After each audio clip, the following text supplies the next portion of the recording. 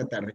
Muy buenas tardes a todos, bienvenidos. Mi nombre es Antonio Jiménez Luna, director general de UNIPAC, Centro Universitario del Pacífico, y es un gusto para nosotros poder haber convocado a esta mesa de diálogo en la que esperamos abordar todas estas problemáticas, ventajas, desventajas que nos ha traído la pandemia en el sector educativo y más específicamente en la docencia, y cómo es que hay que reivindicar la escuela, cómo recuperar la esencia de la ser escuela aún bajo estas circunstancias y características.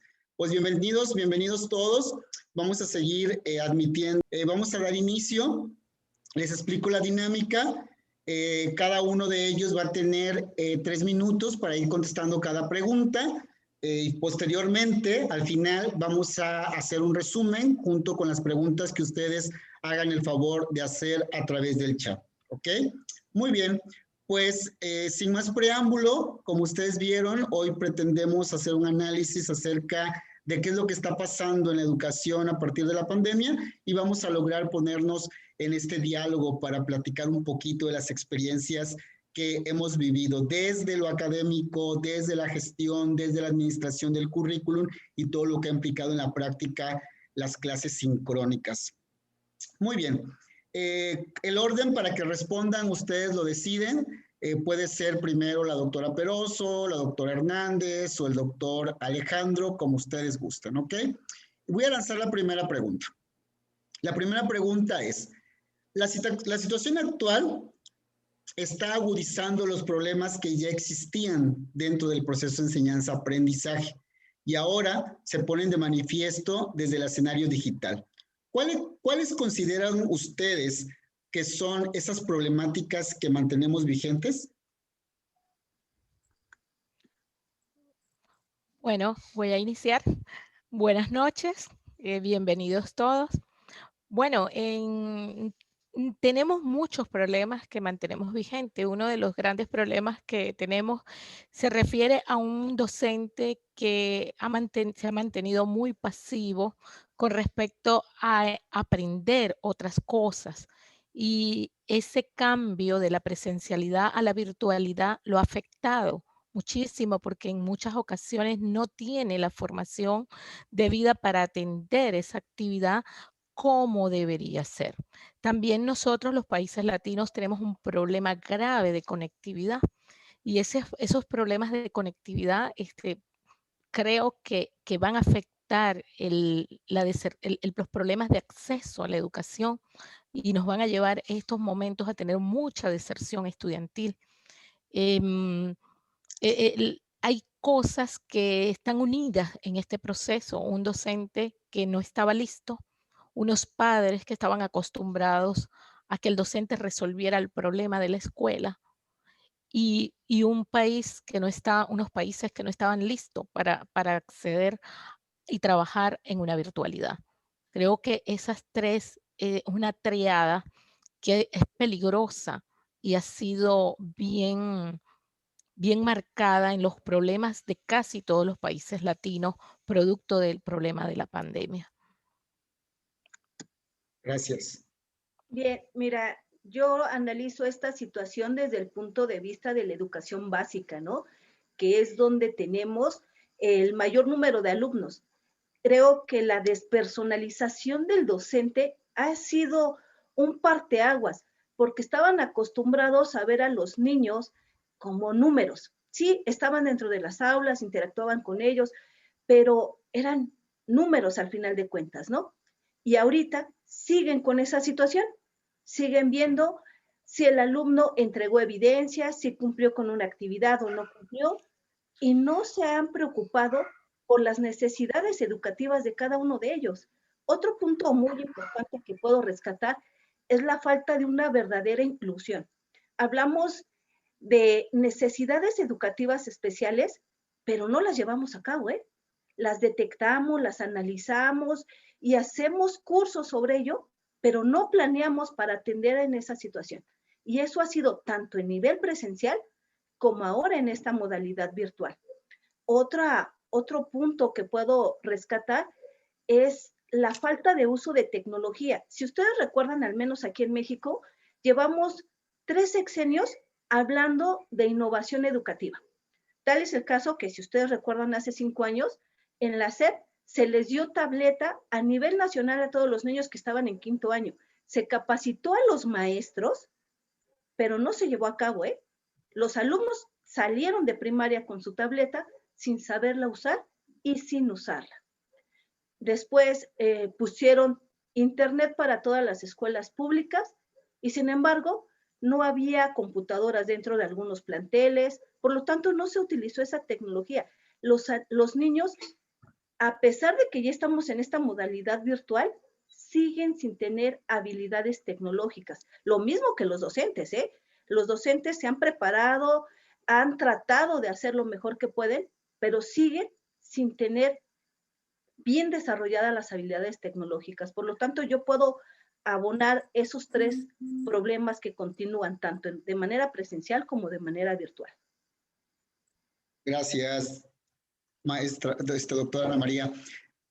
Doctor Ornelas, tenemos un panorama que nos están presentando y efectivamente creo que podemos seguir distinguiendo, ¿no? Que desde la gestión académica del currículum hay problemáticas que se han presentado a lo largo de la historia de la docencia, y estas son, como ustedes bien las mencionan, lo que tiene que ver con la capacitación docente, el deseo por seguir capacitándose como docentes, la corresponsabilidad que los papás nunca habían aceptado en la educación, el uso de tecnología o de habilidades tecnológicas, tanto de los estudiantes como de los docentes, y verdaderamente hablar de una inclusión educativa de manera integral.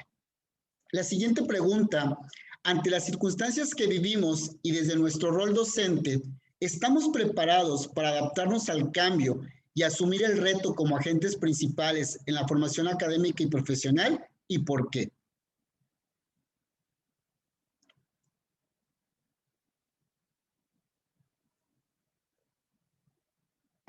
Ok, denme un segundito.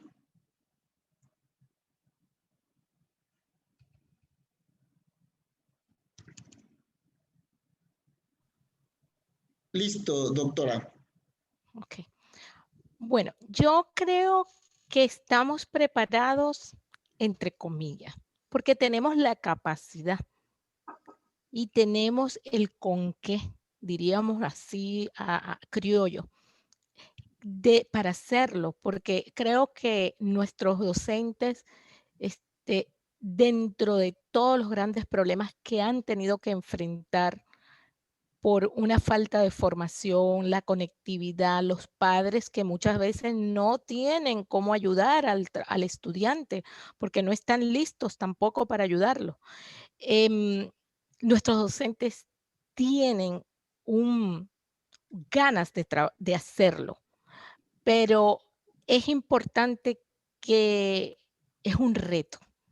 Es un reto, y es un reto muy, muy grande, porque sería que hagamos conciencia cada uno de nosotros como docentes de qué necesitamos, cuáles son nuestras necesidades, qué tenemos que hacer. Y muchas veces nosotros nos damos la espalda y, como decía la profesora Ana María, hemos decidido solo plantearnos el proceso que nos corresponde hacer solo desde la planificación, desde el papelito, desde los números, desde las evidencias, desde lo que el estudiante tiene que hacer, y no desde lo que nosotros nos toca hacer.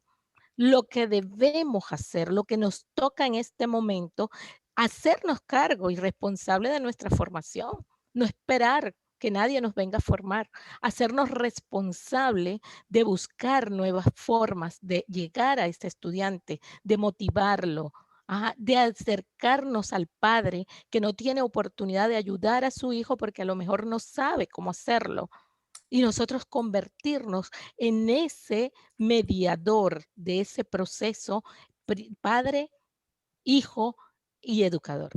Volver la escuela, porque es que la escuela no es solamente ese edificio, la escuela somos los actores quienes estamos allí.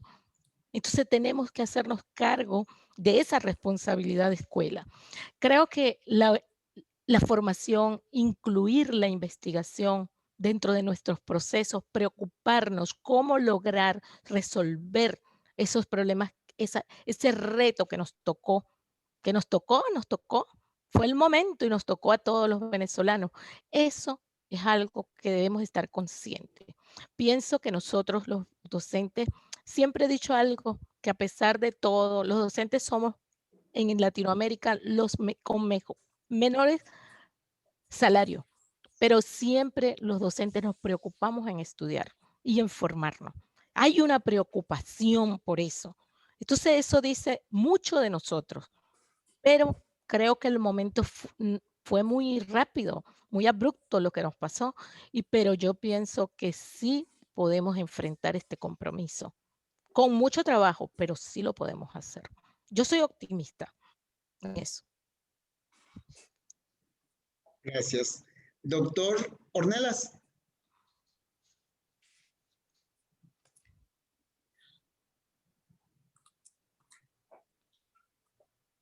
¿Qué tal? Buenas tardes.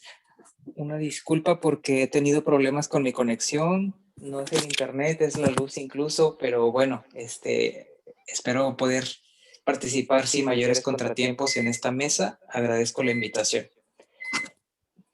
Quisiera decir sobre la primera pregunta, entiendo que seguimos ahí, ¿verdad?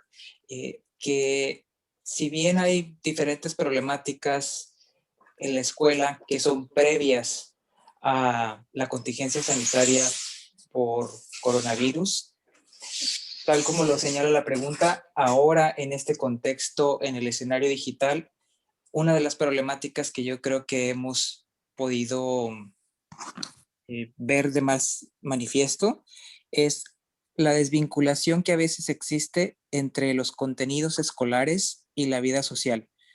Y esto principalmente desde la perspectiva del alumno, que el alumno considere o perciba que lo que está aprendiendo no es útil para su vida. Esto también puede ir acompañado, u otra problemática es el despliegue, el desarrollo de ciertas prácticas pedagógicas inadecuadas que no generan los aprendizajes esperados ni promueven el desarrollo de los estudiantes. Y esto pues se debe a diferentes causas, pero principalmente a la carencia de formación didáctica del profesorado. En suma, diría que una de estas problemáticas es la realización de lo que autores como María Acaso dirían que es el simulacro pedagógico. Es decir, hacemos como que enseñamos y por su parte los alumnos hacen como que aprenden. Entonces, esto yo creo que es bastante preocupante. No digo que sea una situación generalizada, pero sí es una problemática que hemos podido ver en estos tiempos de educación a distancia en escenarios virtuales. Gracias, doctor. Ana María, si gustas contestar la segunda. Bien, dices, ¿estamos preparados para adaptarnos al cambio? Como seres humanos, lo vamos a hacer, porque el ser humano que no se adapta, obviamente va a perecer. Es nuestra fuente de empleo, es nuestra fuente donde obtenemos todos nuestros ingresos. Por lo tanto, como seres humanos nos vamos a adaptar. Que lo hagamos bien o lo hagamos medio bien, será otro dilema. Pero el docente está preparado, deberíamos de estarlo, porque nos hemos actualizado, pero en la práctica podemos ver que no lo estamos. Podemos decir, me capacité, me actualicé, ya sé utilizar tecnología, pero cuando ya estoy en la práctica real, los niños nos han sobrepasado, ¿eh? Y yo lo veo desde el punto de vista, desde la educación básica, donde ahorita me estoy desempeñando. Vemos a docentes que entran a las plataformas y el chiquito de 9, 10 años sabe más. Nos hemos estado actualizando desde nuestra perspectiva, pero nos están ganando. Bien, ¿vamos a ser agentes de cambio? Sí, porque no nada más debemos de pensar en el estudiante universitario, sino debemos de ser ese agente de cambio desde la educación básica para que tengamos profesionistas que sepan ser autónomos. ¿Y cómo lo vamos a lograr? Desde nuestro ejemplo. Cuando vean ellos que somos capaces de adaptarnos, que no le ponemos peros, que planificamos a partir del contexto, de las necesidades de ellos, se van a dar cuenta que pueden hacerlo también. Porque nosotros como profesores seremos esos agentes de cambio a partir de nuestra experiencia, de nuestro contexto, es decir, desde nuestra trinchera. Hay que empezar con los que tenemos al lado. No necesitamos publicar y hacer muchas cosas si no estoy trabajando con el niño que tengo enfrente, con el alumno con el que estoy interactuando día a día. Así que yo siempre he trabajado desde la perspectiva de con que un alumno cambie y le cambie yo la perspectiva, la vida, con uno, ya es ganancia. Así es que sí, vamos a adaptarnos, porque debemos hacerlo. Gracias, doctora. Maestro Ornelas, ¿sería tan amable de contestarnos esta pregunta, por favor?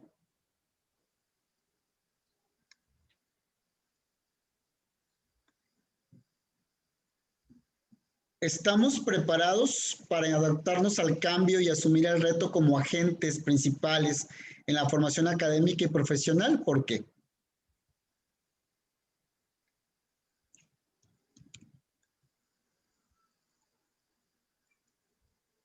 Sí, claro.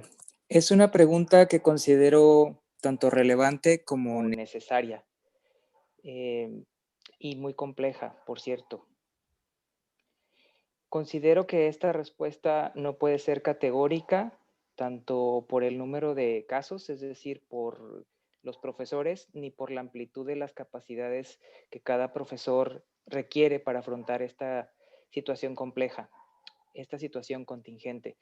Lo que quiero decir es que no todos los profesores, diría yo, que estamos realmente preparados para adaptarnos al cambio, pero tampoco sería prudente afirmar que nadie está preparado. Hay evidencias de que los profesores hemos sabido adaptarnos a esta nueva normalidad pedagógica que tiene que ver con el uso o la migración de una nueva modalidad educativa. Por otro lado, cada profesor, considerado en su individualidad, puede estar capacitado para asumir alguno de los retos que plantea esta nueva realidad educativa. Sin embargo, no quiere decir que, aunque disponga de ciertas capacidades para afrontar estos retos, esté completamente preparado, porque quizás le faltan otras capacidades, otras competencias. Por ejemplo, si hablo de mi caso, puedo saber cómo utilizar una plataforma como Zoom o Google Meet para impartir una clase, pero no tengo la capacidad de determinar las mejores formas de evaluación del aprendizaje de mis estudiantes en esta modalidad. Otro ejemplo, puedo saber cómo utilizar una pizarra digital, porque tal vez ya lo sabía desde antes de la pandemia.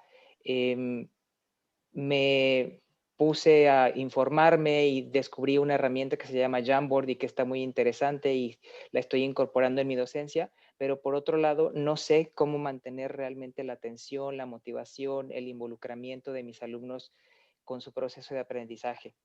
Entonces, yo diría que la contingencia sanitaria nos invita a mantenernos en una continua formación y a asumir nuestra práctica docente desde una postura reflexiva y crítica sobre lo que estamos haciendo. Y estas actitudes, es decir, la disposición para formarnos continuamente, la actitud reflexiva y crítica sobre nuestra tarea, ya eran necesarias desde antes de la pandemia, pero esta las ha puesto de realce. Gracias. Y es que sin lugar a dudas, cuando hablamos de agente de cambio, entramos a una reflexión profunda, que con el hecho de ser docentes y cuando aceptamos ser docentes, aceptamos un reto de transformación, aceptamos impactar la vida cotidiana de los otros. Y es que, en palabras de Freire, se es cuando se deja ser. Y es que en la medida que yo me desprendo de lo que soy para dotar al otro de recursos para su desempeño personal y profesional, es que estamos aportando.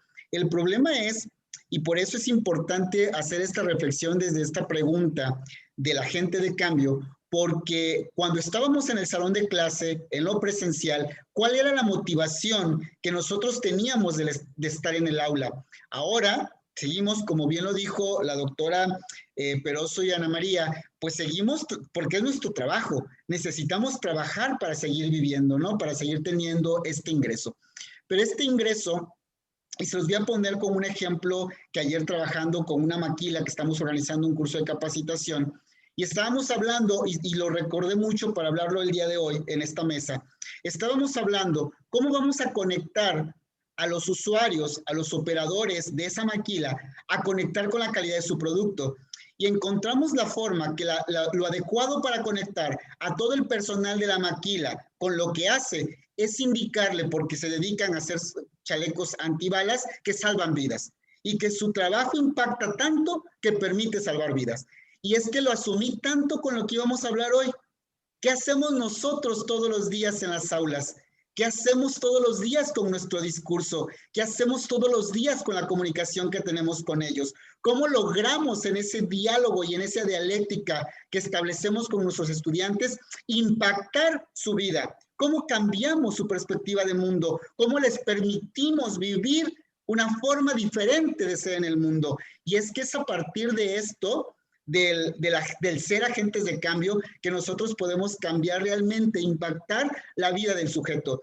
Y es que así como el aula presencial se convierte en un espacio seguro para muchos, posiblemente, maestros, hoy el que el estudiante se siente frente a un monitor sea el espacio seguro que está teniendo durante su jornada de clase. Y hay que tenerlo presente en ese sentido. Por lo tanto, seguir en esta invitación a partir de la reflexión, que esta chispa y vocación que tenemos del ser docente nos permite transformar desde esta nueva realidad también la vida de los otros. Claro, con todas las dificultades que tenemos a partir de los recursos tecnológicos, pero que no pueden ser una limitante, deben ser un área de oportunidad para transformar nuestra práctica. Muchísimas gracias y pasamos a la tercera pregunta. Quien guste contestar primero. Frecuentemente escuchamos tanto alumnos como padres decir que no les gusta la forma en la que estamos impartiendo educación a distancia porque sienten que no aprenden. Pero, ¿qué podemos hacer desde nuestra individualidad como docentes para contribuir en una educación con aprendizajes significativos? Inicio yo. Creo que lo que debemos de hacer como docente es hacer una planificación acorde a las necesidades del contexto de nuestros alumnos. No solamente para cubrir planes y programas, no debemos de hacer eso. Sí es importante, obviamente, que tenemos que cubrir una currícula, pero si hacemos una transversalidad en estos conocimientos y que se vea reflejada en esta planificación, lo tenemos ganado. Cuando hacemos que el alumno, de verdad, bien lo decían los compañeros, cuando el alumno pueda aplicar esos conocimientos a la vida, estamos del otro lado. El otro día, y de verdad me gustaría comentarlo, yo atiendo niños de educación especial y me decía un niño, maestra, ¿y esto para qué me sirve? El niño tiene 8 años y tiene una discapacidad intelectual. 8 años con discapacidad. Y me preguntaba, ¿y esto para qué me sirve? Y yo así, pregunta interesante que no me esperaba de un niño pequeño. Pero es cierto, cuando nosotros les enseñamos dónde pueden aplicar ese conocimiento día a día y no nada más llenar una currícula, podemos impactar. Cuando el niño vea que ese aprendizaje, esa actividad que le diseñé, lo puede llevar a cabo en su cotidianidad, el niño está aprendiendo. Por lo tanto, nosotros podemos hacer que ese aprendizaje realmente sea para la vida y no nada más para pasar una materia o un año escolar. Gracias. Gracias, doctora. Bueno, yo pienso que debemos preocuparnos por entender el estudiante con su situación familiar y su situación de aprendizaje que él también está asumiendo. Para él también este proceso es nuevo. Para él también le hace falta su escuela, le hace falta su gente, hace falta sus compañeros.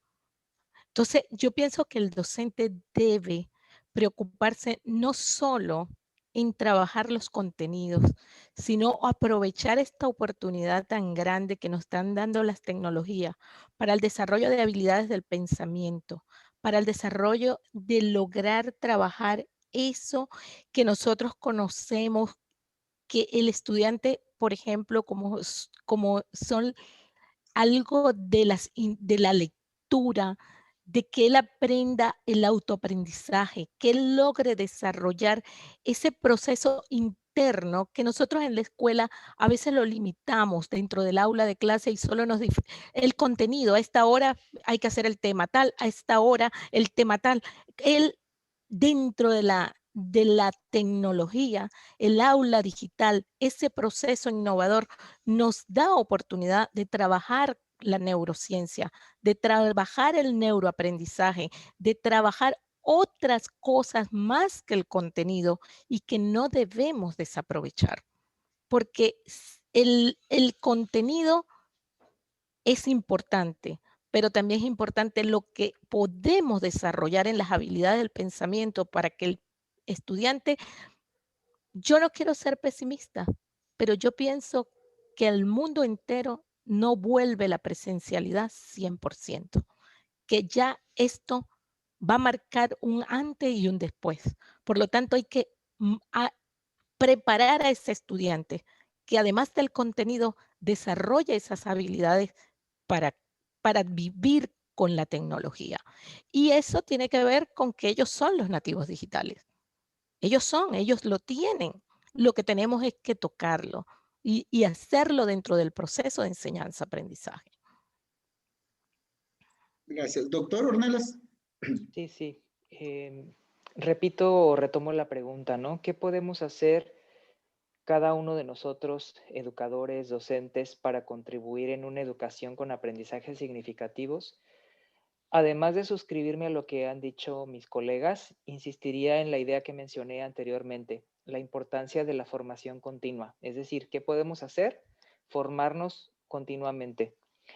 Alguien por ahí dijo, no recuerdo quién fue, pero sí recuerdo la frase, que el que se atreva a enseñar nunca debe dejar de aprender. Y yo creo que los tiempos que vivimos nos convocan a eso, a seguir aprendiendo para poder adaptarnos, para poder responder a los retos que nos toca ahora afrontar. También insistiría en la idea de que es necesario que asumamos nuestro quehacer con una actitud crítica y reflexiva, cuestionándonos continuamente cómo lo estoy haciendo, es decir, cómo hago mi trabajo en el aula, qué puedo hacer mejor y sobre todo una pregunta fundamental que a lo mejor nos puede dar un poco de temor. ¿Mis alumnos están aprendiendo? Y en ese sentido yo creo que ahí también algo que podemos hacer es mantener un diálogo abierto con ellos, es decir, con los alumnos acerca de lo que están aprendiendo y acerca de su sentir. Hacerlos partícipes de una evaluación conjunta de lo que estamos haciendo en el aula y de lo que estamos logrando. Involucrar a los alumnos en la toma de decisiones, incluso si son alumnos de educación básica. Yo pues hablo desde la experiencia que he tenido en mi vida profesional en educación superior y yo digo, ¿por qué un alumno de 18, de 20, de 22 años no le voy a preguntar qué sugieres tú, ¿no? ¿Te gusta lo que estamos, más que te guste, es decir, crees que lo que estamos haciendo es adecuado, propicia estos aprendizajes que tú necesitas y que tú buscas? Entonces, a eso me refiero con involucrar a los alumnos en la toma de decisiones sobre las actividades que llevamos a cabo en el aula. Fomentar sobre todo la autonomía de los estudiantes y esto puede ser a través de la toma de decisiones que ya mencioné o la autoevaluación. Y finalmente, retomaría también la idea de que es necesario que nosotros hagamos un esfuerzo consciente de conectar lo que sucede en la escuela con lo que sucede en la vida del estudiante. Y yo creo que esto conecta bien con lo que señalaba Ana María, ¿no? De el niño de 8 años preguntando, ¿esto para qué me va a servir? Gracias. Yo retomo un poquito a partir de lo que ustedes están comentando y me voy a dos cosas muy interesantes a partir de lo que comentan. Uno es que ni en la práctica áulica de lo cotidiano, ni en este momento estamos aplicando el principio de dosificación de contenido.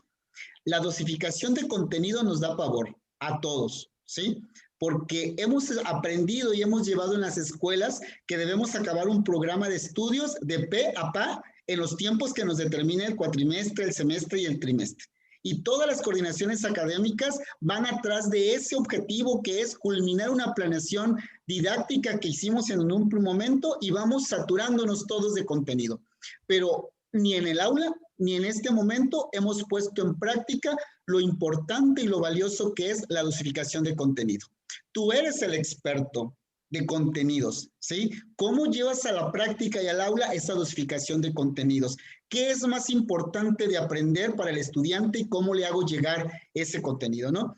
Y algo que yo escuchaba al principio en una entrevista que me hicieron recién empezaba la pandemia para un canal de televisión de aquí local, donde la reportera venía tan preocupada porque lanzaron una publicación un día anterior y los papás se volcaron encima de la televisora porque estaban diciendo, es que los estudiantes van a perder años escolares, ¿sí? Es un retroceso en la educación para México.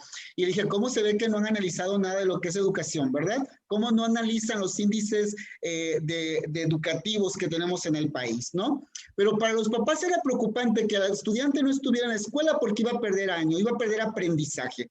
Porque efectivamente, tanto los maestros como las instituciones hemos reafirmado que el aprendizaje solo se da en las aulas.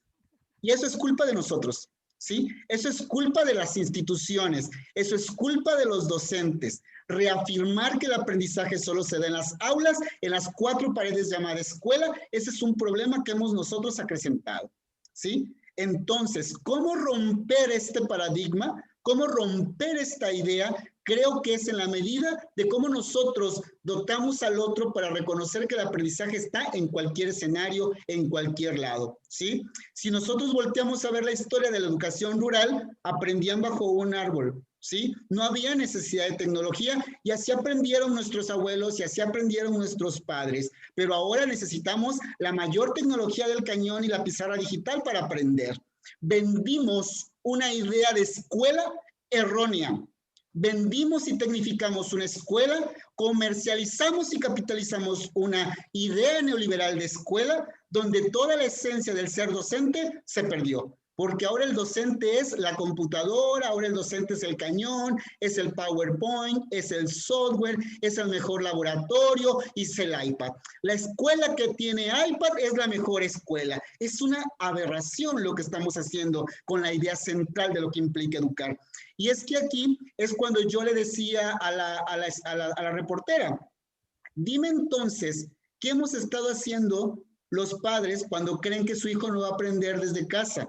Porque creen que la escuela está en la escuela, allá, ¿sí? Ahora bien, ¿qué estamos aprendiendo a partir de la pandemia? Habilidades tecnológicas que no tenemos, ¿sí? Tanto docentes como directivos, como estudiantes, hemos desarrollado habilidades tecnológicas que se suponía debíamos tener como sujetos del siglo XXI y que no teníamos, ¿sí? Nos dijeron y la pandemia nos hizo notar la ignorancia que tenemos ante la habilidad que deberíamos tener como habitantes del siglo XXI. Entonces, realmente nos está educando la pandemia.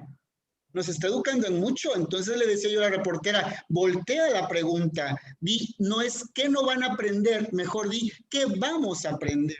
¿Qué vamos a aprender a través de la pandemia? ¿Qué nos está enseñando? Y nos está enseñando las áreas de oportunidad que tenemos. Y es que ahí está el problema, la falta de perspectiva que tenemos como docentes, como papás, como alumnos, para renovar la práctica, ¿no? Ustedes no saben a lo que me enfrenté y quienes son directivos en esta charla, los que somos directivos a lo que nos enfrentamos con los papás, a lo que nos enfrentamos con los alumnos, porque no lograban entender cómo, ¿no? Y querían regresar a las aulas. Es más, en este momento el movimiento absurdo e ignorante que hay en México de querer regresar a las aulas. Nuestro principal objetivo en las escuelas es fomentar una convivencia armoniosa entre los seres humanos y decirle al otro que como ciudadanos nos debemos cuidar entre todos. Ah, no, la escuela está diciendo sí, vénganse y enfermémonos todos. ¿Dónde está la función de la escuela? ¿Dónde está realmente la función central de la escuela? El hacer ciudadanos, el educar ciudadanos.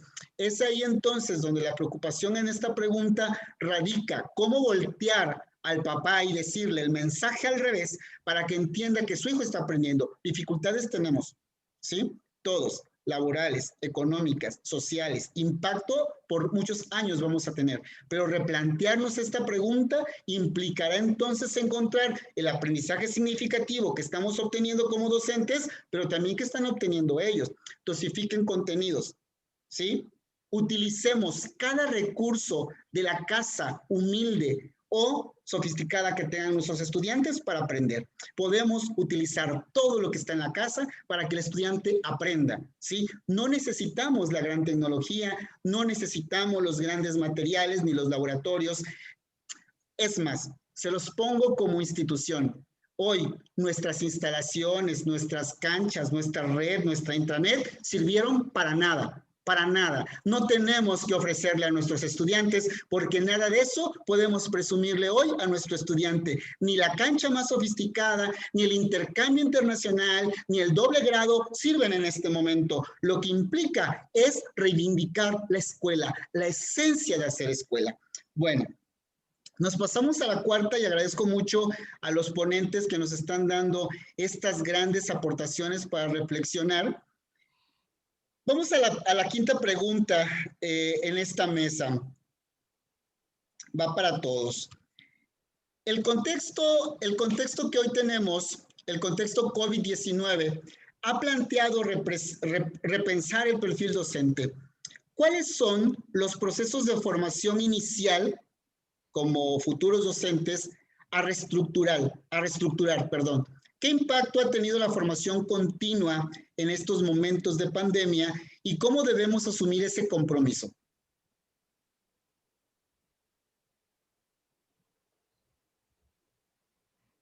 Bien, mira, yo esto de cómo ha impactado la formación continua durante este periodo, yo lo veo desde dos puntos de vista. El primero y el que me preocupa un poco más es que muchos maestros de nivel básico se han enmascarado en estoy actualizándome. Sé que aquí tenemos muchos compañeros de la SEP y se van a dar cuenta que para ascender o estar en esta promoción vertical y horizontal, te piden infinidad de cursos y entonces te obligan a tomarlos y te dicen, ¿cuántos cursos llevas? Te están obligando a una actualización o el tema de moda, desarrollo de habilidades socioemocionales. Y todos los maestros lo estamos tomando, todos lo tomamos porque obviamente te obligan. Dos, porque decimos qué es lo que necesitamos y que lo vamos a necesitar cuando estemos frente a nuestros alumnos. Pero escucha, vamos a necesitar cuando regresemos al aula. No es cierto, lo necesitamos hoy. Lo necesitamos ahorita que nos mandamos una guía bien desarrolladita, bien pensada, y vemos que el alumno no me lo devuelve. Entonces, no, por muy buen diseño, algo pasó. ¿Dónde estaban mis habilidades socioemocionales? ¿Por qué no detecté eso? ¿O cómo voy a ayudar a ese niño a desarrollar ese aprendizaje? Entonces, yo veo que esta actualización sí tiene dobles fines. Uno, justificar mi trabajo, porque yo escucho muchos compañeros que dicen, yo no atiendo de tales horas a tales horas porque yo ya estoy en mi actualización. Yo ya estoy tomando este curso. Me estoy escondiendo de seguir esta actividad. El otro punto de vista que te comentaba que veía es, si no te actualizaste, estás enfrentando problemas.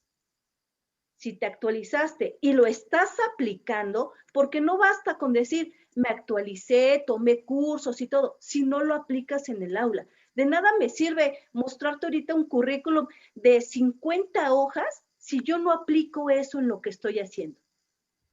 Entonces, la actualización para mí sí tuvo dos vertientes.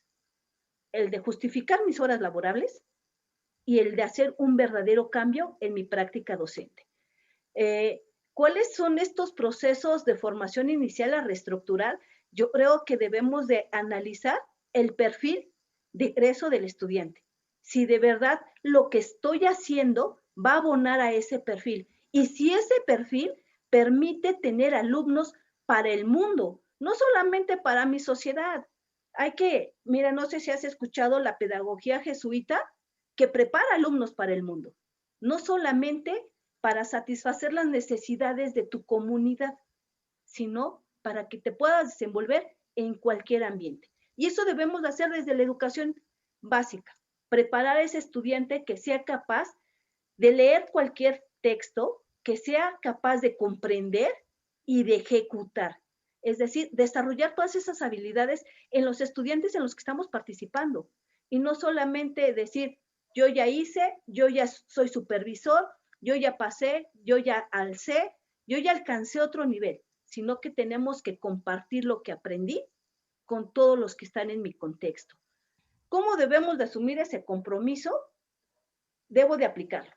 Debo de asumirlo con responsabilidad, con empatía, ante las personas con las que me voy a desenvolver. Nada más. Gracias. Gracias, doctora. Bueno, yo pienso que el compromiso mayor que debemos redefinir en los perfiles, y me voy a ir a los perfiles de los docentes, de la formación del docente, es su compromiso vocacional. Yo creo firmemente, como le dije, que vamos a salir de esto y vamos a salir triunfantes. Sin embargo, no podemos cerrar la mirada y no dejar de ver con tristeza ese problema que tenemos con respecto a la vocación, con respecto a ese compromiso de la labor del docente que a veces no se termina de definir, el docente no termina de entender que tiene un compromiso de formación social, de acercar a ese niño, de ser persona, de hacer de aquel joven o niño persona, una persona, de trabajar la educación en un continuum de vida, donde eso va a ser el ciudadano, pero el ciudadano que queremos, el que pedimos. Los países latinos, en nuestra realidad, pedimos gobernantes sin corrupción. Sin embargo, la escuela está siendo ciudadanos honestos. Nosotros tenemos en nuestro compromiso esa formación integral de ese joven.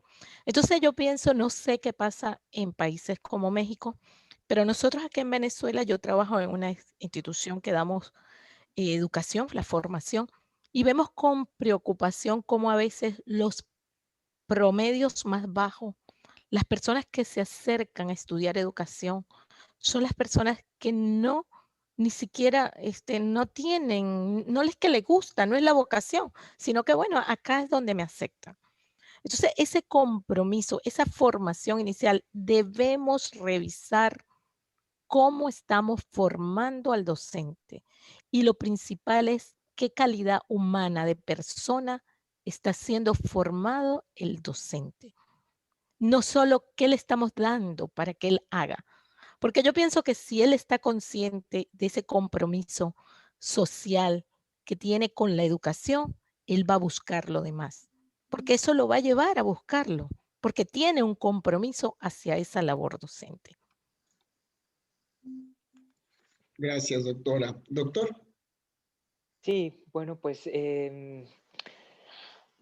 traía como en mente, y bueno, lo voy a compartir con ustedes, mi aproximación, mi respuesta a esta pregunta, ¿no? Pero me quedo como muy clavado escuchando las palabras de Suni y de Ana María, y bueno, simplemente puedo decir que muy de acuerdo. Yo creo que el tema de la vocación puede sonar a cuestión como, sí, algo, perdón por decirlo, trillado, pero es sumamente relevante. Si regreso a la cuestión de el centro de la pregunta tal como yo la entiendo, me voy a enfocar en la formación continua más que en la formación inicial. De hecho, pues mi experiencia profesional y mi experiencia en investigación está en el ámbito de la formación continua y específicamente de profesores de media superior y superior. Entonces, ¿qué impacto ha tenido la formación continua en este periodo, ¿no?, de que hemos vivido desde la pandemia? Yo creo que la formación continua ha tenido un papel fundamental y debe seguirlo teniendo. De manera cercana, pues conozco el caso de lo que se ha hecho en la institución en la que yo colaboro, en la cual desde hace casi un año, marzo de 2020, se ha realizado un gran despliegue de actividades de formación para los profesores, principal, más no exclusivamente, en cuestiones pedagógicas y didácticas.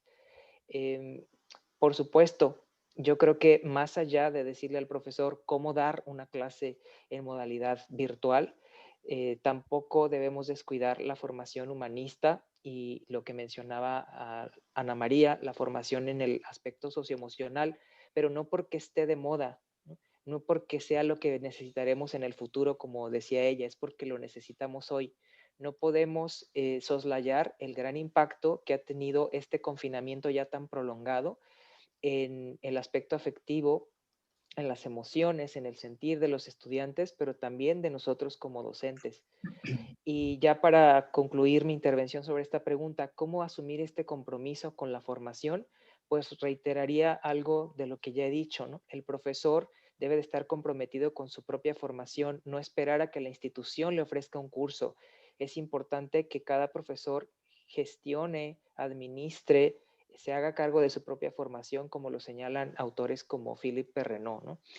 Y esto implica que nosotros, cada profesor, busque los espacios para formarse, los programas, las estrategias, los medios para continuar formándonos. Y esto, ahora sí termino, no se traduce en ir a tomar cursos. Leer un buen libro sobre educación, ¿no? O sobre humanismo, leer un buen artículo científico puede ser una actividad altamente formativa. Platicar con un colega, intercambiar experiencias de docencia, inquietudes, problemáticas, también puede ser una actividad muy formativa. Investigar sobre lo que está pasando en mi aula, eso puede ser también otra manera de mantenerse en formación. Entonces, yo nos invito a todos, ¿no?, a que no bajemos la guardia en términos de formación continua. Gracias por sus comentarios. Y es que efectivamente concuerdo con los tres. Uno, tenemos que ponernos en el sentido de querer aprender, ¿no? Queremos que el estudiante aprenda cómo estamos aprendiendo nosotros. Es que en esa medida, ¿no? Queremos que el estudiante actúe como estamos actuando nosotros. Queremos que el alumno haga un ensayo. Cuestiónate, ¿tú sabes hacer un ensayo? Queremos que el alumno haga un mapa cognitivo. ¿Tú sabes hacer un mapa cognitivo? Y es que me encanta, ¿no? Porque luego en prepa me ponen, cuando doy talleres con ellos, los maestros me dicen, vamos a hacer una actividad para los estudiantes, un ensayo. Ah, caray, un ensayo. ¿Cuántas páginas? 5. ¿Y usted sabe redactar un ensayo de 5 páginas? Y es que si usted no sabe redactar un ensayo de 5 páginas, no ponga a su alumno a redactar un ensayo de 5 páginas, porque ¿cómo le va a evaluar? ¿Sí? Póngalo a hacer una síntesis, un análisis, una reflexión. Vale, si luego ni los universitarios nos hacen un ensayo, es que es bien importante. Y a veces me han tachado de que es que yo lo que hago es bajar el nivel de desempeño. No es bajar el nivel de desempeño. No pongas a exponer a tu alumno si nunca le has enseñado a exponer. Así de simple, ¿sí? Es que no saben exponer. ¿Cuándo te has detenido a enseñar? Se supone que eso ya deben saberlo. Por favor, tenemos un sistema en el mundo que año y generación tras generación y grado tras grado académico se van generando huecos, hoyos y abismos de aprendizaje. Llegan a la universidad, para quienes trabajamos en la universidad, no con huecos, con abismos en un montón de áreas. Tenemos que dotar, porque el enfoque por competencias que trabajamos a nivel mundial nos dice claramente que no importa la entrada, lo que importa es la salida. Y a partir de esto, lleguen como lleguen, tenemos que hacer con ellos lo que podamos, ¿sí? Lo que podamos, pero potencializarlos, empoderarlos y dotarles de recursos, porque esta palabra que usó la doctora Hernández no es una palabra nueva, ¿sí? 1990. Primera Conferencia Internacional de Educación para Todos en Jomtien, donde inició todo el enfoque por competencias, 1990. El principio de Jomtien era educación para todos, aprender para la vida, aprender, ¿sí? Y después, en el 94, en la educación encierra un tesoro de Jacques Delors, queda declarado que estamos formando ciudadanos del mundo a partir de los 4 pilares de la educación. 1990, 1994, échale cuentas, cuántos años llevamos en el mismo discurso y cómo lo hemos aterrizado a nuestras aulas. Y es que, maestros, compañeros, yo siempre les digo a mis alumnos de posgrado, de licenciatura y a mis estudiantes en general, no importa la carrera. Si tú estás frente al aula y no sabes qué pasó en 1990 en Jomtien, qué pasó en 1994 con los 4 pilares de la educación, qué pasó después con Incheon y qué pasó con los acuerdos internacionales del enfoque por competencias, con tuning, con etc., etc., no sé qué estás haciendo frente al aula. ¿Sí? Porque si no tienes el fundamento del enfoque por competencias, ¿cómo estás aterrizando el enfoque por competencias en tus aulas? ¿Solamente lo que dice el manual?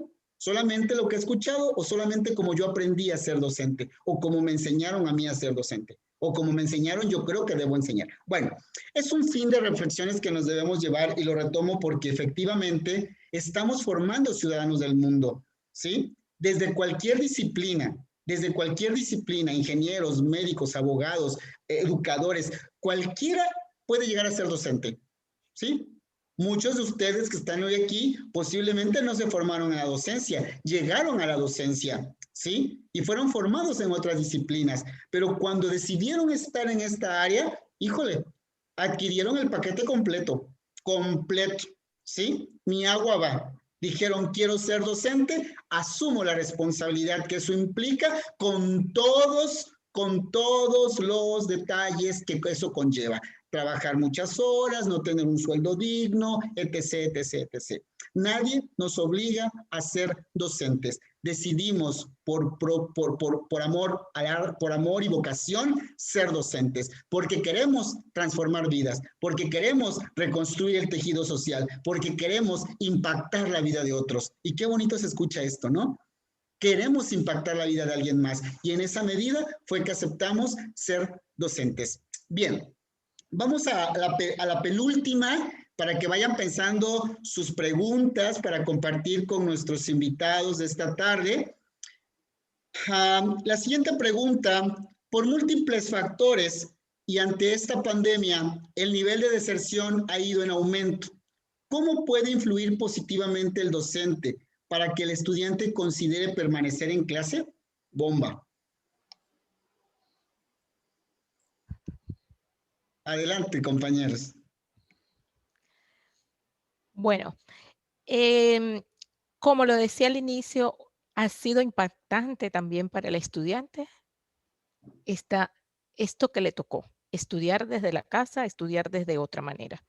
Yo pienso que el docente tiene que trabajar la atención individualizada y no puede dejarla de trabajar así sea en la virtualidad.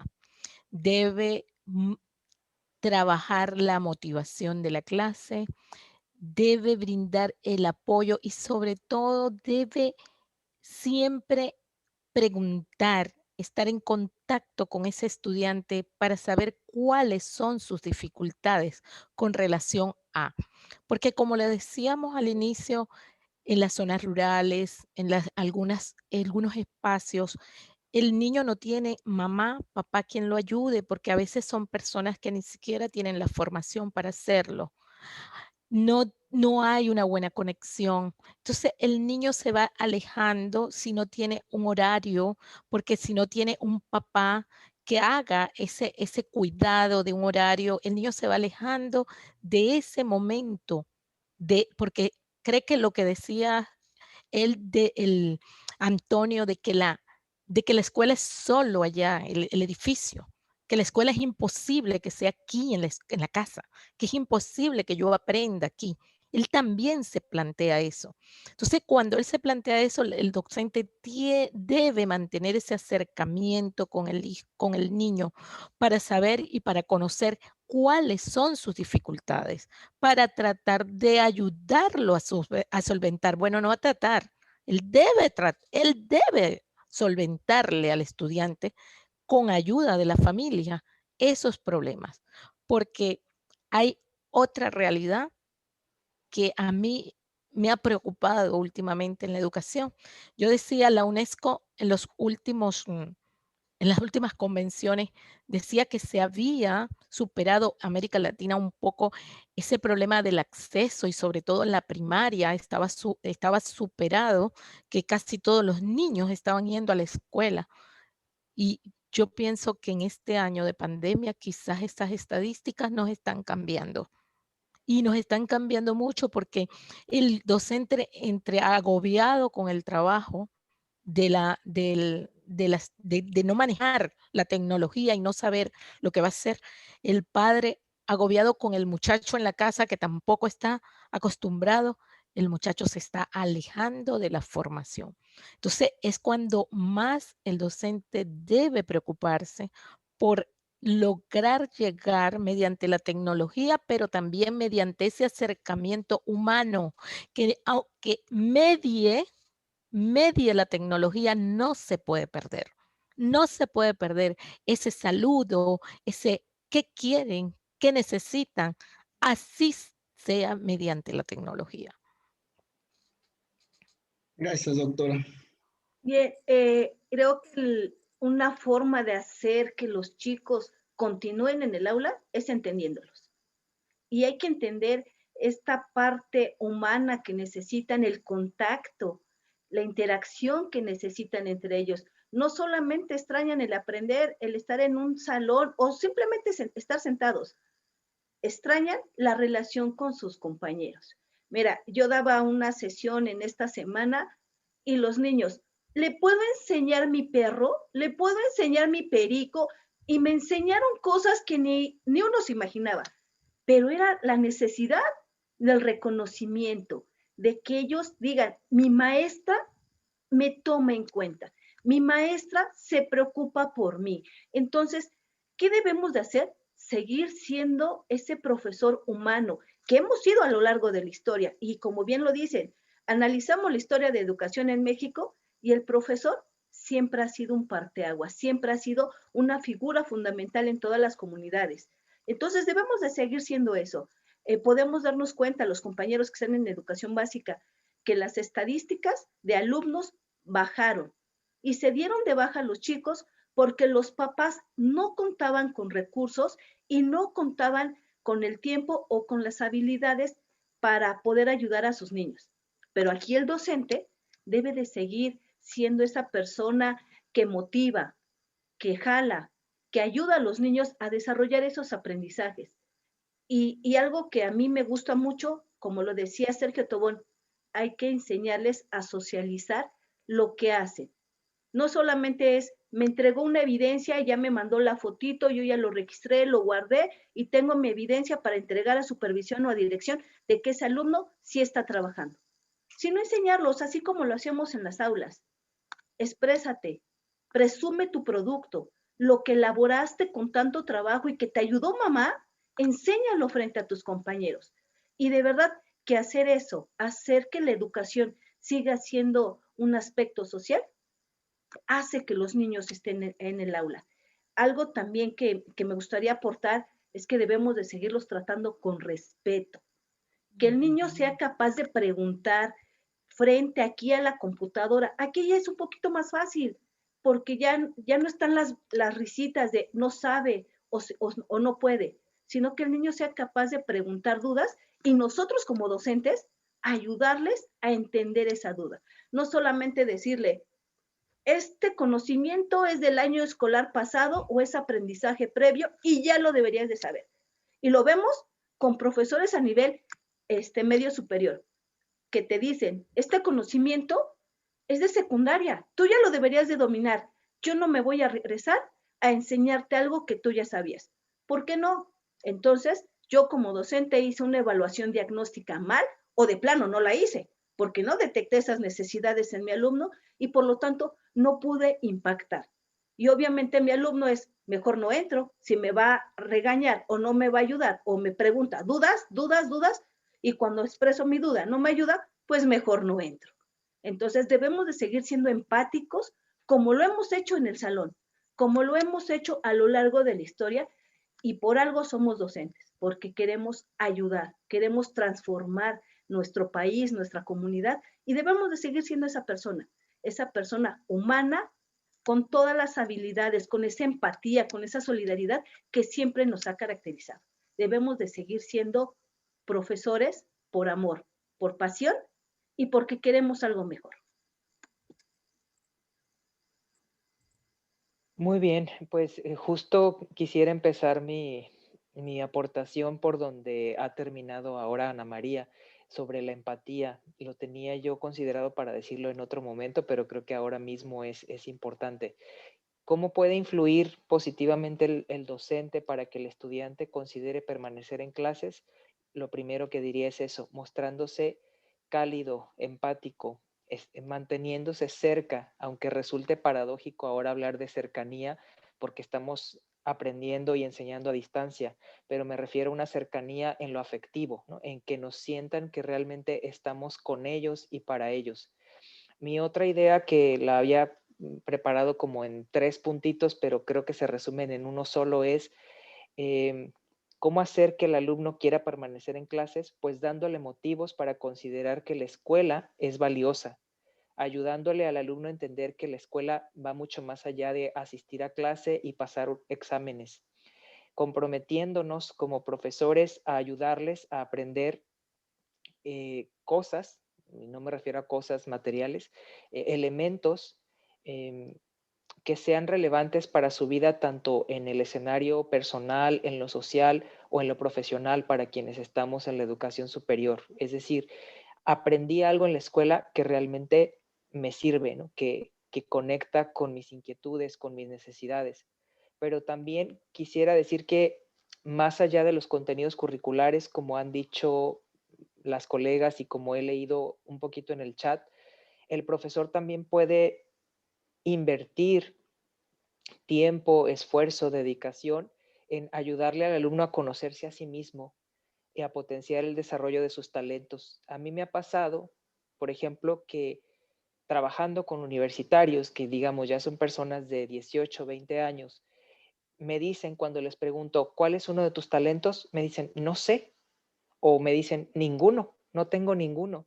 Entonces yo me voy para atrás ante respuestas como esas, ¿no? Entonces yo digo, primero empieza por conocerte y yo como profesor te voy a ayudar a que conozcas esos talentos y a que voy a ser tu aliado para que sigas desarrollándolos. En suma, o sea, concluiría diciendo que lo que podemos hacer los profesores para mantener la motivación, el interés, el enganche del alumno con la escuela es ayudarles a comprender que la escuela puede tener un papel muy importante en el diseño y en el cumplimiento de su proyecto de vida. Gracias, doctor. Yo voy a resumir algunos puntos que a partir de esta pregunta.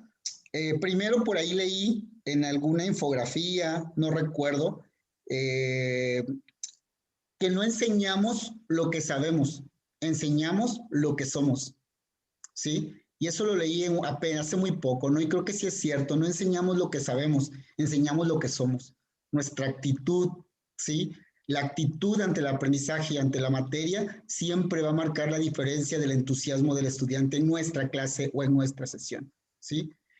A veces no tenemos los grandes materiales ni el gran escenario en nuestra casa para poder activar todo esto, ¿no? Pero nuestra actitud, yo siempre he dicho, que el recurso más importante, el recurso didáctico más importante que tenemos para que los alumnos aprendan somos nosotros mismos, nuestro cuerpo, nuestra sonrisa, nuestras manos, nuestra voz, nuestra proyección, ¿sí? Nuestra personalidad. Es el mejor recurso que tenemos para que el otro active el aprendizaje. Para motivar al estudiante a aprender somos nosotros. Dominamos el contenido, sí, pero ¿cómo proyectamos ese contenido? ¿Con un PowerPoint lleno de información? No es necesario muchas veces, ¿sí? Que necesitan recursos, hay un montón de recursos, ¿sí? Películas, videos, infografías. A veces, maestros, ya ni siquiera las tenemos que hacer nosotros. Ya están hechas, ¿no? Solo hay que cuidar las fuentes, acuérdense, APA, muy importante, ¿sí? Siempre, ¿de dónde estamos obteniendo la información y cómo? Ni siquiera nosotros, ¿no?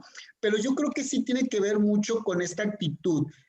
Nosotros se los comparto, hicimos una breve encuesta con nuestros estudiantes universitarios y de preparatoria, y eso es lo que nos pedían. Oye, ¿qué necesitas de la institución para que tus clases sean más amenas? Actitud.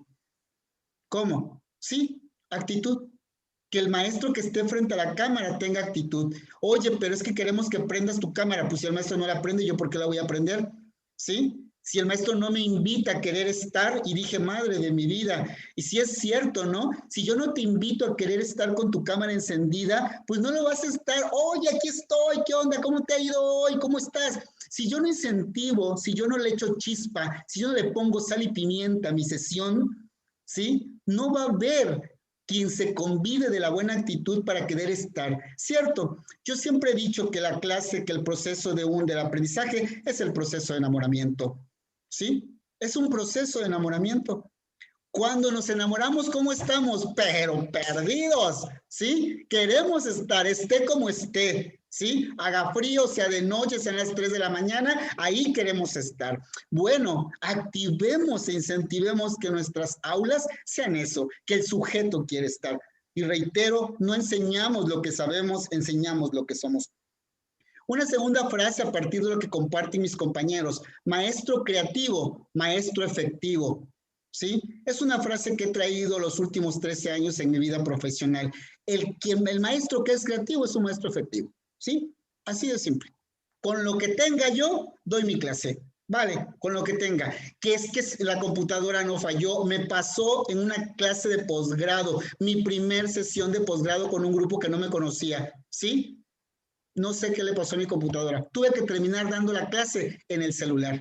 ¿Sí? Sin presentación, sin esto, sin lo otro. No tenía todo lo que yo tenía preparado para mi clase. Frustrante, claro, pero me la aventé. ¿Sí? Creo que estuvo buena. Por ahí tengo una alumna, creo que estuvo buena, ¿no? Creo que estuvo buena mi clase. Pero es que es esto, ¿no? O sea, no temerle a lo que sucede, sino sacar adelante la situación. Maestro creativo, maestro efectivo. ¿Sí?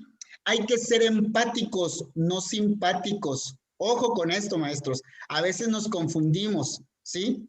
Hay que ser empáticos, no simpáticos. Los alumnos no quieren una función quieren eso, ¿sí? Ellos quieren una sesión dinámica, ¿sí? Interesante, donde ellos se lleven algo para aplicar, ¿no? Entonces creo que eso es. Y tampoco vamos a estar siendo complacientes, no, hay normas, ¿sí? Hay un estándar de calidad, hay una evidencia de desempeño que lograr, hay un aprendizaje que obtener, hagámoslo de la mejor manera. Los papás, y yo lo leía mucho, ¿no? Lo estuve leyendo mucho en el chat, que necesitamos papás que participen en la formación, ¿sí? ¿Y saben por qué los papás no participan en la formación hoy? Porque no les enseñamos a participar, no los involucramos antes en lo presencial. Imagínate si cuando era presencial no los involucramos, ahorita menos, ¿sale? Entonces, necesito las participaciones de mis compañeros y hacerles la última pregunta. Entonces, ¿qué tenemos que hacer para reivindicar la escuela? Me gustaría iniciar hacer un autoanálisis. Creo que debemos darnos cuenta que la escuela no es una instalación física, no es una infraestructura. Somos nosotros, y mientras haya alguien que quiera aprender y alguien que quiera enseñar, siempre va a haber escuela. Que demos las gracias a nuestros alumnos por permitirnos entrar a sus hogares, nos han enseñado hasta la cocina. Entonces, darles esa confianza, obviamente, darle las gracias a sus papás porque nos han permitido entrar a ese espacio íntimo. Y obviamente también han entrado al de nosotros, ¿no? Pero seguir con ese entusiasmo, analizar qué he hecho bien y qué he hecho mal. No preocuparme por las políticas que manda el gobierno, de que hoy dice, hoy este mes vamos a trabajar la autoestima, y a todos, supongo que todos estamos en ese contexto, todos tenemos que hacer actividades para trabajar la autoestima. No hay que preocuparnos por eso, hay que preocuparnos porque si yo estoy haciendo bien mi trabajo, mi alumno realmente va a aprender. Y si yo me doy cuenta y hago mi análisis que no lo estoy haciendo bien, que estoy dejando mucho que desear, que no estoy cumpliendo por lo que me contraté, entonces sí estamos perdiendo la esencia de la escuela. Debemos de seguir siendo esos profesores de cambio, que amamos enseñar, que amamos estar frente a los niños para generar un cambio, una perspectiva diferente de la vida. Te comento, el 11 de febrero, que fue el Día Internacional de la Mujer en la Ciencia, fue impresionante. Yo invité a unas científicas y la actividad era para niños de primaria y para niños de educación especial. ¿Cómo les iba a ayudar en algo a estos niños? Y muchos compañeros decían, niños de educación especial viendo mujeres en la ciencia.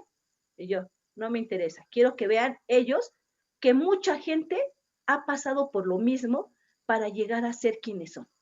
Entonces, cuando entran todas las, invitamos a 3 científicas, entran las científicas y los niños, miren, de verdad que fue una actividad preciosa porque todos los niños respetaban sus reglas de etiqueta, alzaban la manita ahí con el emoticón, no interrumpieron, las preguntas bien estructuradas y uno se quedaba, niños de primaria haciendo esto, niños con necesidades educativas especiales respetando, no interrumpiendo, siguiendo las indicaciones.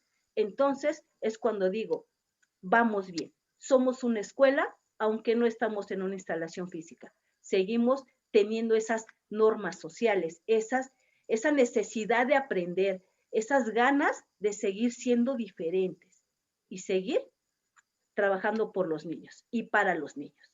Gracias, maestro, de verdad un placer haber estado con usted. Gracias, Ana. Doctora Ana, perdón. Adelante. La confianza, no se preocupe. Efectivamente.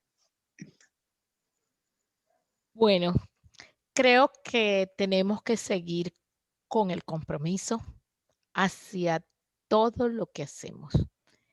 Creo que lo he dicho ya varias veces, la escuela no es el edificio, la escuela somos nosotros, como decían mi compañera, la doctora Ana. Tenemos que continuar bajo un proceso de reflexión. Es verdad que no podemos olvidarnos de cada día que actuamos y que estamos en nuestras aulas de clase, hacer una reflexión, ¿qué hice hoy? ¿Qué puedo hacer mañana? ¿O qué dejé de hacer hoy que mañana debo incorporar? ¿Qué quiero hacer como docente? ¿Y cómo quiero ver a mis estudiantes mañana? Creo que cuando me pregunto, ¿qué quiero ver de mis estudiantes mañana? Estoy reflexionando sobre lo que yo debo hacer, lo que hago y cómo lo estoy haciendo. La escuela, todas partes. Siempre yo he creído que la escuela está en todas partes, pero ahora más que nada estamos. La escuela no es el edificio, somos cada uno de nosotros. Y por lo tanto tenemos que santificar eso que somos cada uno de nosotros con nuestra actuación, nuestro compromiso, nuestra vocación, nuestra actitud, nuestra formación, nuestras reflexiones sobre nuestra labor, sobre lo que queremos para mañana, el futuro que queremos de país, de persona, qué queremos ver. Y creo que allí está la solución de todos nuestros problemas.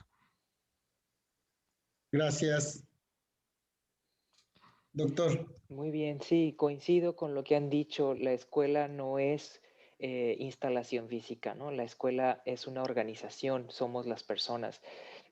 Primero también quisiera decir que, retomando algo que ya señalabas, Antonio, entender que la escuela no es el único lugar donde ocurre el aprendizaje. Se aprende o se puede aprender, se debe de aprender en otros espacios, en otros contextos. Sin embargo, para reivindicar la escuela, yo creo que es importante reafirmar su papel social, la misión social que cumple la escuela en la educación de las personas, y tenemos que demostrar, ¿no? Es decir, ganarnos o reconquistar el respeto social,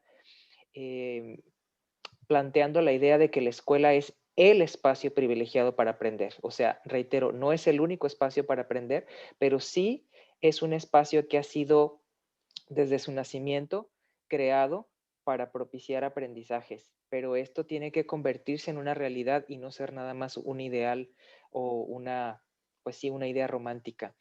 Entonces, creo que tenemos que trabajar y aquí sí el esfuerzo no puede ser individual, tiene que ser de todos, es decir, de docentes, de administrativos, de directivos, de todo aquel que esté vinculado con hacer la escuela. Convertir este espacio en un lugar relevante, necesario, democrático e incluso divertido. Que los alumnos y sus padres también consideren que la escuela es parte de su vida, que tanto los padres como los alumnos encuentren en la escuela algo de valor.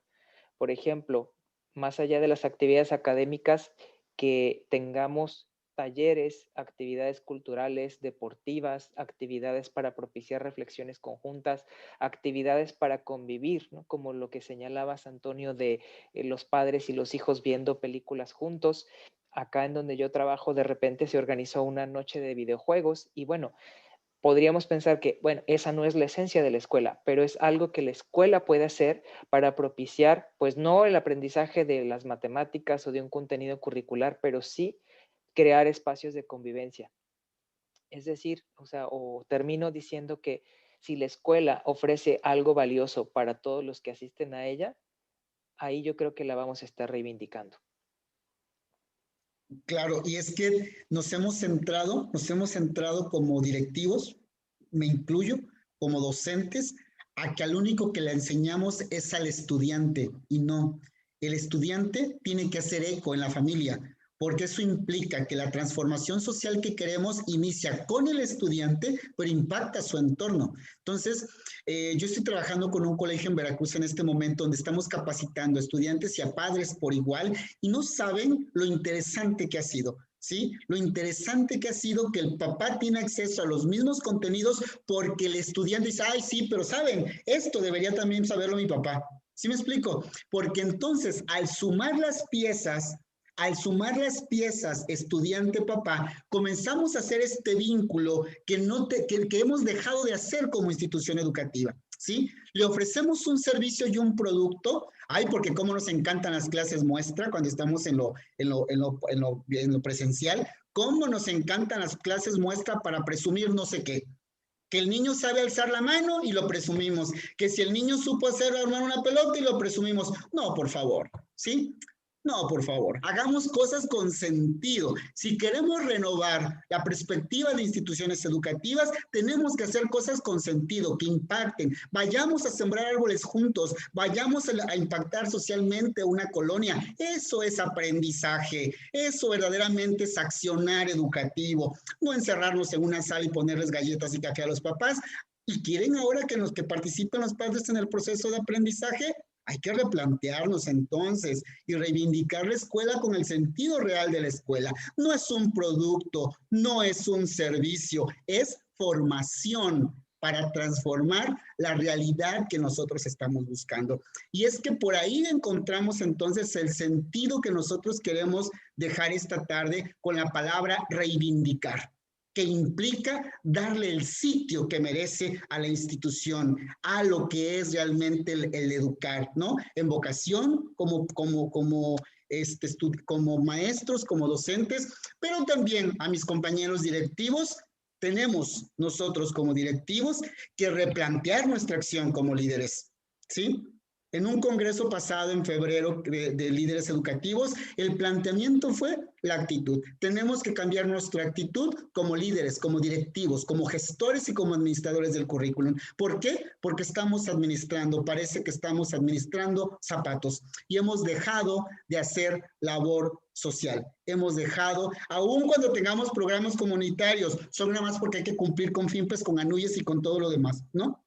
Pero no es con el impacto que buscamos de transformar la realidad social. Es que es muy bonito tener etiquetas y certificaciones y acreditaciones, pero realmente esas acreditaciones y certificaciones impactan en la transformación del escenario. ¿Realmente tenemos una reconstrucción del tejido social? ¿Realmente nuestros estudiantes están impactando la vida? ¿Sí? Hay que entonces buscar cómo el sentido de la escuela debe reencontrarse en esta pandemia. Entonces valorar que la pandemia, más que quitarnos, sí, nos está quitando muchas cosas, perdón, en la educación, más que fastidiarnos, nos está dando la oportunidad de reflexionar sobre lo que estábamos haciendo bien y sobre lo que nos faltaba hacer.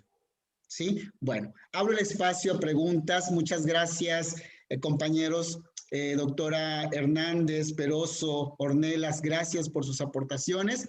Le cedo la palabra a mi compañera Ruth y a Jorge para que nos hagan preguntas que tuvieron a bien hacer nuestros colegas maestros. Gracias, buenas noches. Por aquí tengo una pregunta de la maestra Claudia. Quisiera saber si consideran importantes el trabajo y el desarrollo personal del docente y no solo en lo académico. ¿Cuándo vamos a tomar en cuenta y darle valor a nuestros propios procesos psicoemocionales? ¿Alguien gusta comenzar? Sí, a mí me gustaría. Creo que para que el profesor pueda ayudar a los niños o a cualquier estudiante, debe de empezar por él mismo. ¿Cómo podemos pedirle a un profesor que atienda las necesidades socioemocionales del niño si él tiene sus propios problemas? Y aunque me puedan decir, bueno, eres docente, déjalos fuera y cuando entres a tu grupo eres otro. Claro que no se puede. Es imposible decir que mis problemas se quedan afuera. Mis problemas están conmigo y se reflejan. ¿Cómo debemos de trabajar? Creo que los que tienen este rol de directivos, supervisores, tienen que trabajar no solamente en capacitar en temas, sino ayudarlos a un desarrollo humano. Debemos de tener profesores no solamente con currículum académico excelente, sino también con una formación humana, porque se va a ver reflejado cuando atendamos a ese niño por el que estamos trabajando. Cuando el docente está satisfecho, no solamente con la paga económica, y yo siempre insisto la paga económica porque es lo que mueve a muchas personas. No solamente es, ay, ayudé a un niño a aprender. Si estoy bien pagado y estoy bien emocionalmente, estoy satisfecho con lo que estoy haciendo, se va a ver reflejado en mi trabajo. Y eso deberíamos de hacer, ayudarnos para tener una estabilidad emocional que se vea reflejado en nuestros niños. Espero haber respondido a su pregunta, maestra Claudia. Doctor, ¿quieren hacer alguna otra aportación sobre esta misma pregunta? Sí, yo solamente a riesgo de que sea reiterativo con lo que ya muy bien señalaba Ana María, decir que sí, o sea, si nosotros estamos trabajando en la educación bajo un concepto, bajo un entendimiento de que educación es formación integral de la persona, sería incoherente que la formación del profesor la asumamos de una manera parcializada o no integral, ¿no? Entonces, por mucho, por ejemplo, que su servidor defienda la formación pedagógica no lo es todo, ¿no?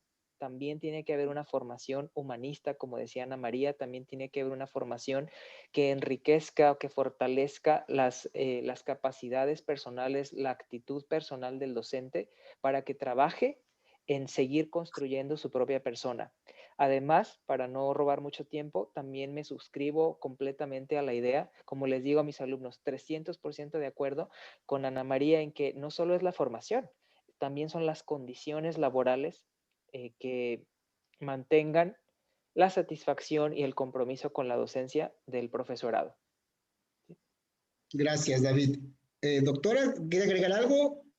Sí, bueno, esto está bien delicado con respecto a esa parte que no es solo la vocación, no es lo pedagógico, sino también es lo que tiene que ver con su remuneración, sus condiciones laborales. En América Latina, nosotros los maestros creo que siempre vamos a ser los peores pagados. Sin embargo, yo pienso que eso es importante, porque de eso vivimos, para eso trabajamos. Y si un maestro no tiene cubiertas sus necesidades de familia, cuando va a la escuela va con esos problemas y eso va a afectar su actuación.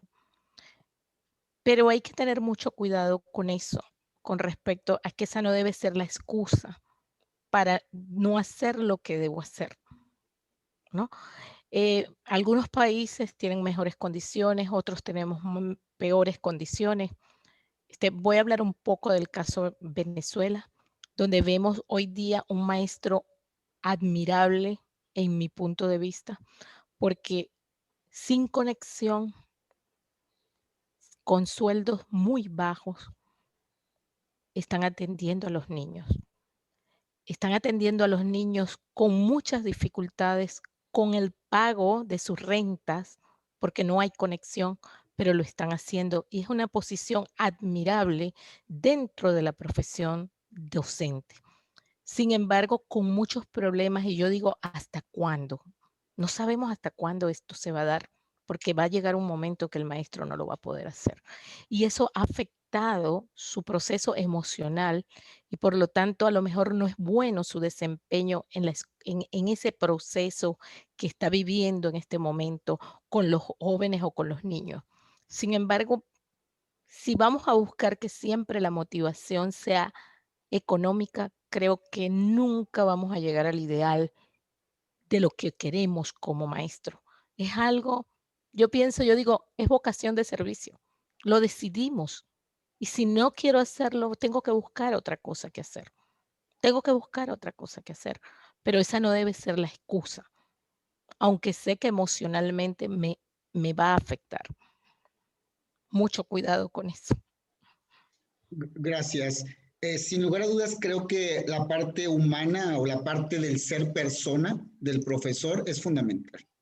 Creo que muchas veces, lo digo cuando trabajamos con los docentes, ¿no? Voy a hacer aquí un comentario muy quizá delicado para muchos, ¿no? Trabajamos con humanos, interactuamos con personas, necesitamos ir a psicoterapia, ¿sí? Aunque a veces no nos alcance para ir a psicoterapia, ¿no? Pero nosotros, los que trabajamos con tantas personas, en mi caso, que tengo que trabajar con muchas personas, 27 personas, que no son 27 personas, que se convierten en 700 alumnos, más tantos maestros, necesito psicoterapia. Porque si yo no tengo calidad de vida, no puedo dar calidad en mi trabajo. Y lo mismo se ve reflejado en el aula, ¿no? A lo mejor y no a psicoterapia, grupos de ayuda, a tomarme un café. Y por aquí les voy a poner en el chat unas recomendaciones que hice para mis maestros en conjunto con mis coordinaciones, ¿sí? Hay que darnos un tiempo para nosotros, dejar de lado las evidencias. Es que más las tengo que entregar, ni modo. Tú también necesitas descansar, tú también necesitas un masajito, tú también necesitas disfrutar una taza de café, tú también necesitas caminar. Y es que si nosotros no nos ponemos en primer plano, jamás vamos a poder entender la importancia de nuestro ser, que sí me llegó un clic, hay que ser humildes, ¿sí? Un problema en la docencia es la soberbia, ¿sí? Un problema en la docencia es la soberbia, el creer que lo sabemos todo, el saber que porque tengo 40 años dando clase no me puedo equivocar, que cuando un alumno me evalúa y me pone un área de oportunidad, siento que me da en el corazón. No pasa nada, ¿sí? No pasa absolutamente nada. Es un espacio de reflexión. Una evaluación no nos determina. ¿Están de acuerdo? Una evaluación docente no determina lo que somos como docentes. Una evaluación docente es una oportunidad de reflexionar sobre nuestro actuar en particular con una materia o con un grupo. No nos determina. Entonces, hay que asumir con humildad lo que los otros opinan de nuestro trabajo. Hay que asumir con humildad lo que el otro puede compartir con nosotros, ¿sí? Y algo que nos falta a muchos en la docencia es compartir experiencias, ¿sí? Nos da miedo decirle a nuestro colega que nos equivocamos. ¿Qué van a pensar de mí porque soy docente y me equivoqué? Lo mismo que tú puedes pensar de mí porque soy docente y me equivoqué, ¿sí? Cuando trabajé como orientador educativo y coordinando orientadores educativos, aprendimos que orientado es orientador y que en la medida que compartíamos las áreas de oportunidad que teníamos como orientadores entre orientadores, hacíamos mejor nuestra función. No tener miedo a platicar los errores que cometemos o las áreas de oportunidad que tenemos, porque eso también nos hace reconocernos como personas, como humanos y aceptar que nunca vamos a dejar de aprender, porque en la docencia, díganme ustedes si dejamos de aprender. Jamás. Todos los días tenemos un aprendizaje nuevo con los estudiantes, con nuestros directivos, con nuestros coordinadores, con nuestros estudiantes. Nos ponen retos, ¿sí? Nos ponen retos todo el tiempo, pero asumir con humildad ese aprendizaje que nos otorgan es lo mejor que podemos hacer, ¿sí? Como docentes, ser humildes ante eso es la mejor oportunidad de crecer. No sé, Ruth, Jorge, si hay alguna otra pregunta.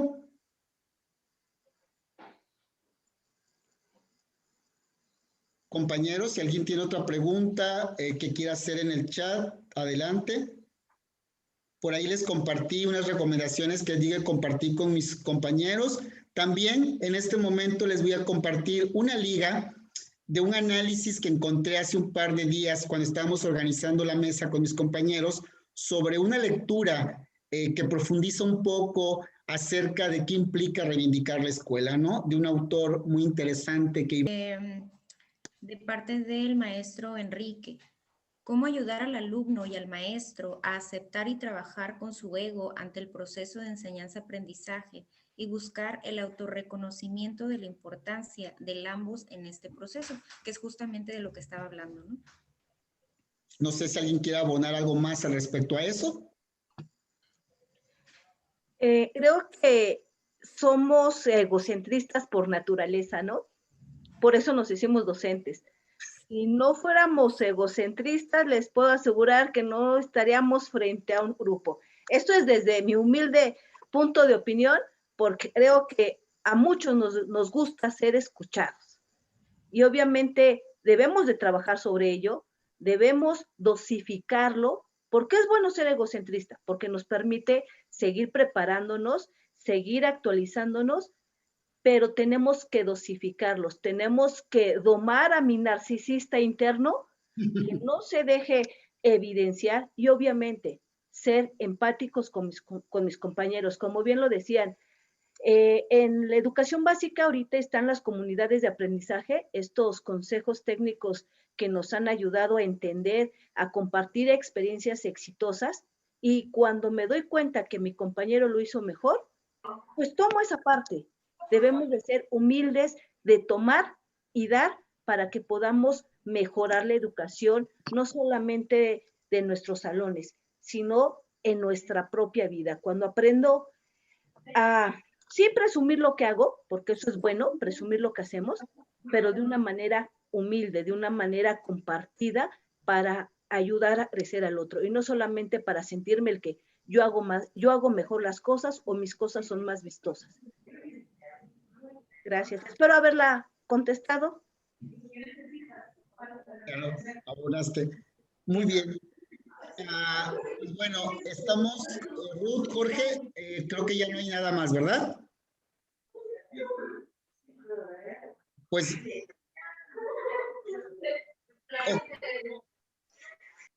Bien, creo que hemos logrado abonar un poco al eje central de la mesa.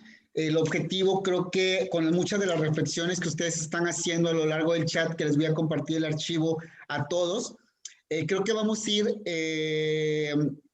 reflexionando y abriendo este diálogo interno, ¿no? Porque ahorita fue un diálogo que permitimos coordinar a partir de los tres ponentes, pero creo que el estar aquí esta tarde era un momento de reflexionar. Yo se los digo así, hoy se dieron una oportunidad de estar en un espacio y es suyo, porque lo que aprendimos hoy es nuestro. Y el estar unidos aquí en el mismo sufrimiento, en la misma oportunidad, en la misma motivación, nos implica que todos estamos en la misma situación y circunstancia. Antes de iniciar la mesa, platicaba yo con la doctora Peroso sobre la lectura de instrucciones, ¿no? Y me decía, es que uno de los problemas centrales que tenemos aquí en Venezuela es que los alumnos no leen instrucciones, pero ups, los maestros tampoco las leen. Y entonces es como esta parte muy interesante, ¿no? Algo que también pasa en México, ¿sí? No leemos instrucciones, nos cuesta leer instrucciones, a todos nos cuesta leer instrucciones, entonces son como hábitos y prácticas que debemos ir rompiendo. Tenemos un reto mayúsculo. Uno, entender que la escuela no solo se hace en un edificio. Dos, que tenemos que involucrar a los padres en este momento para que cuando llegue a la normalidad que no me gusta esa palabra, cuando regresemos a lo cotidiano, entonces nos reencontremos con el papá. Hay que comenzar a pensar cómo voy a involucrar al padre en la formación académica, ¿no? ¿Cómo le voy a hacer entender que es fundamental en ese sentido? Y discúlpenme a aquellos que son muy... que aman escuela para padres, ¿no? Discúlpenme, pero escuelas para padres no es la estrategia, ¿sí? Es una, pero no es la única, ¿va? Entonces tenemos que repensar, tenemos que ser creativos, tenemos que innovar nuestra práctica como docentes, como padres, como estudiantes, como directivos, como coordinadores. Debemos dejar de administrar el currículum y debemos pasar a gestionar el currículum. Debemos comenzar a accionar. Y lo más importante, no se olviden que hoy la transversalidad es fundamental. Siempre lo he dicho y lo diré a mis estudiantes y me encanta porque ya mis estudiantes en la universidad tienen claro esto. Prefiero más darles un título como ciudadanos que darles un título como X, ¿sí? Porque a veces el X no sirve de nada, pero el ser ciudadano impacta en el mundo, ¿sí? Entonces, vean lo importante que es entonces retomar lo transversal y ponerlo de manifiesto. Hace unas semanas tuve la oportunidad de participar con una universidad en parte de su proceso de certificación, aunque yo estoy en contra de eso, apoyo a mis colegas, compañeros, ¿sí? Y me pidieron estar en la mesa de empleadores porque empleo docentes de esa escuela, ¿no? Y todos los empleadores,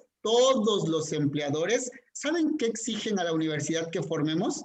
Valores, liderazgo, trabajo en equipo, ortografía, ¿sí? Habilidades digitales. Cuando dices, espérate, y el contenido, y dice un gerente de planta. Miren compañeros, y miren a las personas que estaban de FIMPES ahí entrevistando. A mí no me importa el contenido, dice, porque un proceso puede llegar un chico de prepa y puede llegar el ingeniero más sofisticado de la universidad que sea, y a los dos les enseño el proceso de esta empresa y lo aprenden al mismo tiempo. Ni por tener un doble grado o por tener un grado o por ser de prepa, van a aprender exactamente lo mismo. Pero lo que sí me importa es que sepan los dos, es que trabajen en equipo, que tengan buena ortografía, que sean buenas personas, que controlen sus emociones, que trabajen en recursos digitales, que sepan usar Excel. Yo estaba no sorprendido, anonadado, ¿sí? Porque es verdad, a una maquila, a un puesto de maquila, puede llegar un ingeniero y un chico de prepa, y al final el proceso lo van a aprender los dos, ¿sí? El otro va a tener más conocimiento, claro, científico y técnico, claro está, ¿sí? No desamerito eso, pero es verdad lo que dice el gerente de planta. Prefiero me formen mejores ciudadanos. Y es ahí donde hay que cuestionarnos entonces. Nos estamos preocupando tanto en el contenido que estamos dejando todo lo transversal de un lado y que verdaderamente impacta en la vida individual, pero lo más importante, en la vida colectiva, porque le impacta a él, impacta a la familia y nos impacta a todos nosotros. Estamos formando a los sujetos del futuro, ¿sí? Al futuro, a quien me va a cuidar en el geriátrico, a quien va a ser mi doctor, al quien va a ser el maestro, la maestra de mis hijos, de mis nietos, de mis sobrinos, ¿cierto? Entonces, ¿qué estamos formando? ¿Cómo queremos tener una vida futuro? Maestros, doctora Peroso, maestra, doctora Ana María, doctor Ornelas, muchísimas gracias por haber aceptado la invitación de estar en esta charla con todos nuestros compañeros. Voy a poner en el chat la liga para que puedan contestar una encuesta donde van a obtener de manera inmediata su constancia de participación. Por favor, no alteren el último código. Al último código no le hagan nada, así como está, y van a recibir de manera inmediata su constancia de participación. Yo les agradezco, Unipac les agradece por haberse dado este espacio y de corazón aquí estamos para seguir enfrentando el reto juntos. No sabemos cuándo va a acabar. Lo que sí sabemos es que estamos alrededor de 100 personas en el mismo barco con la misma intención y entre todos podemos salir adelante porque en comunidad los resultados son mejores. Muchísimas gracias, que tengan excelente noche y que el éxito les acompañe y la salud también. A seguirnos cuidando, que la pandemia no ha terminado. Doctoras, doctor, muchísimas gracias. Que tengan buena noche. Feliz noche Gracias para a todos. Gracias, buenas Antonio. noches. Gracias, Feliz año, Unipac. feliz noche. Un abrazo. Feliz noche para todos. Gracias. Feliz noche, Antonio. Feliz noche, David. Un placer, Ana, conocerte. Gracias. Igualmente, Igualmente. doctora. Por ahí estaré compartiendo todos los archivos que se generaron por correo electrónico.